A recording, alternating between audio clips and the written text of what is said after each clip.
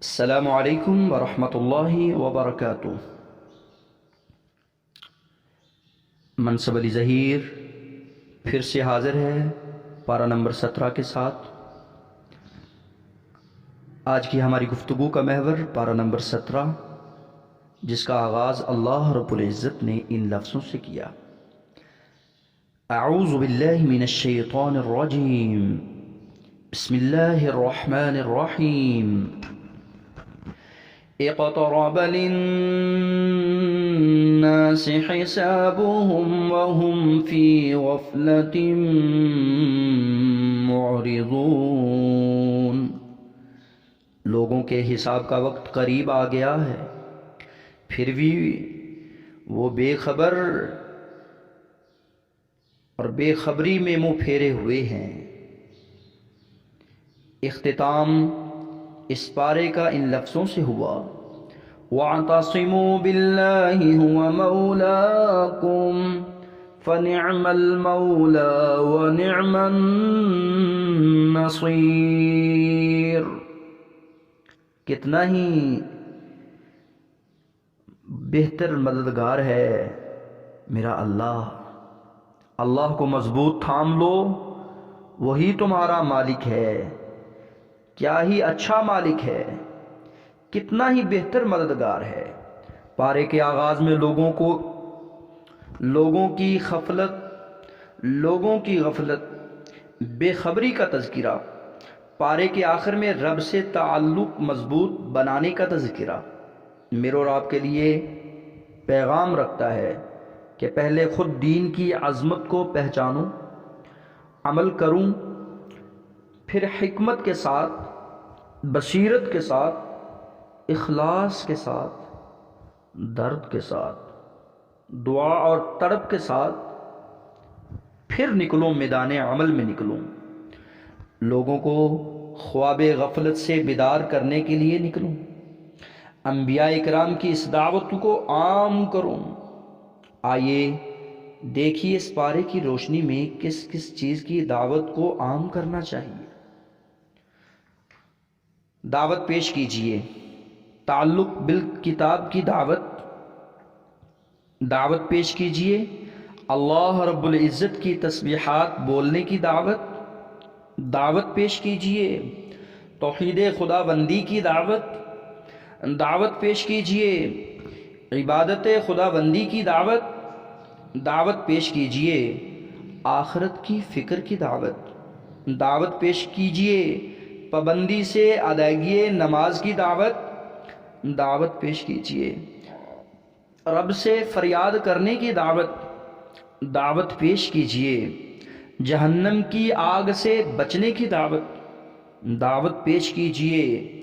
حصول جنت کی فکر کی دعوت پیش کیجیے۔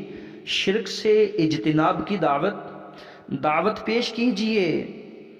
مسجد کو پاک صاف رکھنے کی دعوت پیش کیجیے۔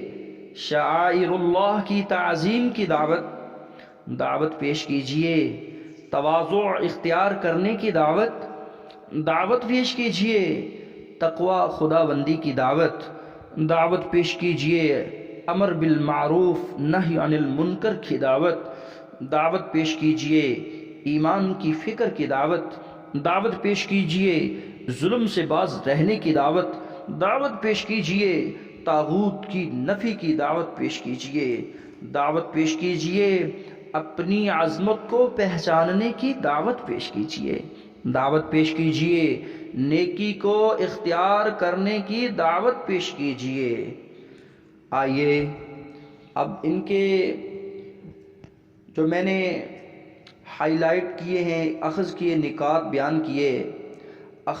گئے نکات بیان کیے ہیں، ان کی دلیل سن لیجیے۔ سورہ انبیاء آیت نمبر 10 میں ارشاد باری تعالی ہے: لَقَدْ أَنزَلْنَا إِلَيْكُمْ كِتَابًا فِيهِ ذِكْرُكُمْ أَفَلَا تَعْقِلُونَ۔ یقیناً ہم نے تمہاری جانب کتاب نازل فرمائی جس میں تمہارے لیے ذکر کیا، پھر بھی تم عقل نہیں رکھتے۔ دوسرے نمبر پر دعوت پیش کیجیے اللہ کی تسبیحات بولنے کی دعوت۔ سورہ انبیاء آیت نمبر 20: یسبحون اللیل والنہار لا یفترون۔ دن رات تسبیحات بیان کریں، ذرا سی بھی سستی نہیں کرتے۔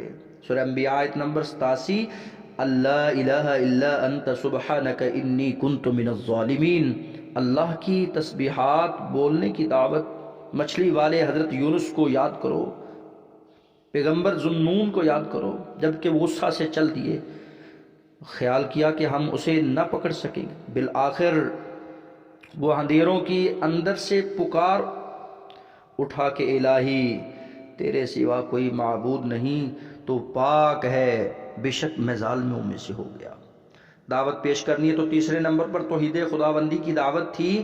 سورہ انبیاء آیت نمبر 22 کے اندر اس کا ذکر ہے، لو کان فیہما آلہۃ الا اللہ۔ دعوت پیش کرنی ہے تو عبادت خداوندی کی دعوت۔ سورہ انبیاء آیت نمبر 25 میں اس کا ذکر ہے، وما ارسلنا من قبلک من رسول۔ دعوت پیش کرنی ہے تو آخرت کی فکر کی دعوت۔ سورہ انبیاء آیت نمبر 35 میں اس کا ذکر، کل نفس ذائقۃ الموت، ہر جاندار موت کا مزہ چکھنے والا ہے۔ دعوت پیش کیجئے پابندی سے ادائیگی نماز کی دعوت۔ سورہ انبیاء آیت نمبر 73 میں اس کا ذکر، وَأَوْحَيْنَا إِلَيْهِمْ فِعْلَ الْخَيْرَاتِ۔ 7ویں نمبر پر دعوت پیش کیجئے رب سے فریاد کرنے کی دعوت، جو آپ نے سنی سورہ انبیاء آیت نمبر 99 میں، وَزَكَرِيَّا إِذْ نَادَى رَبَّهُ رَبِّ لَا تَذَرْنِي فَرْدًا۔ دعوت پیش کیجئے جہنم کی آگ سے بچنے کی دعوت۔ سورہ انبیاء آیت نمبر 99 اور 100 میں اس کا ذکر ہے، لو کان ہؤلاء آلہۃ ما وردوها وکل فیہا خالدون۔ اگر یہ سچے معبود ہوتے تو جہنم میں داخل نہ ہوتے۔ دعوت پیش کیجئے حصول جنت کی فکر کی دعوت۔ سورہ حج آیت نمبر 23 میں اس کا ذکر، ان اللہ یدخل الذین آمنوا وعملوا الصالحات۔ ایمان والو، نیک کام والو، اللہ تعالی نیک کام کرنے والوں کو اپنی جنتوں میں لے جائے گا۔ درختوں تلے سے نہریں بہہ رہی ہیں، جہاں وہ سونے کے کنگن پہنائے جائیں گے، سوچی موتی ہوں گے، ان کا لباس خالص ریشم کا ہوگا۔ دعوت پیش کیجئے شرک سے اجتناب کی دعوت۔ سورہ حج آیت نمبر 26 میں اس کا ذکر آپ نے سنا، وَإِذْ بَوَّأْنَا لِإِبْرَاهِيمَ مَكَانَ الْبَيْتِ۔ دعوت پیش کرنی ہے تو مسجد کو پاک صاف رکھنے کی دعوت کا ذکر سورہ حج آیت نمبر 26 میں ذکر کیا، وَطَهِّرْ بَيْتِيَ لِلطَّائِفِينَ۔ میرے گھر کو طواف، قیام، رکوع، سجدہ کرنے والوں کے لیے پاک صاف رکھا کرو۔ یہ آداب ذکر کی۔ دعوت پیش کیجئے شاعر اللہ کی تعظیم کی دعوت، ذَلِكَ وَمَن يُعَظِّمْ شَعَائِرَ اللَّهِ فَإِنَّهَا مِن تَقْوَى الْقُلُوبِ۔ اس میں قربانی کا بھی ذکر ہے۔ دعوت پیش کیجئے تواضع اختیار کرنے کی دعوت۔ سورہ حج آیت نمبر 34، فَإِلَٰهُكُمْ إِلَٰهٌ وَاحِدٌ۔ تقوی خداوندی کی دعوت۔ سورہ حج آیت نمبر 37 میں اس کا ذکر، لَن يَنَالَ اللَّهُ لُحُومُهَا۔ اللہ تعالیٰ کو قربانیوں کے گوشت نہیں پہنچتے، نہ ان کے خون، بلکہ اس سے تمہارے دل کی پرہیزگاری پہنچتی ہے۔ اللہ رب العزت کو جو پہنچتا ہے وہ صرف تقوی۔ دعوت پیش کرنی ہے تو امر بالمعروف نہی عن المنکر۔ سورہ حج آیت نمبر 41 کے اندر ذکر ہے ایمان کی فکر کی دعوت۔ سورہ حج آیت نمبر 54 میں اس کا ذکر ہے ظلم سے باز رہنے کی دعوت، اور بہت قوموں کو تنبیہ بھی کی اس بات سے، وَمَا لِلظَّالِمِينَ مِن نَصِيرٍ وَكَأَيٍّ مِّن قَرْيَةٍ أَمْلَيْتُ لَهَا وَهِيَ ظَالِمَةٌ۔ 48 نمبر اس میں کا ذکر ہے۔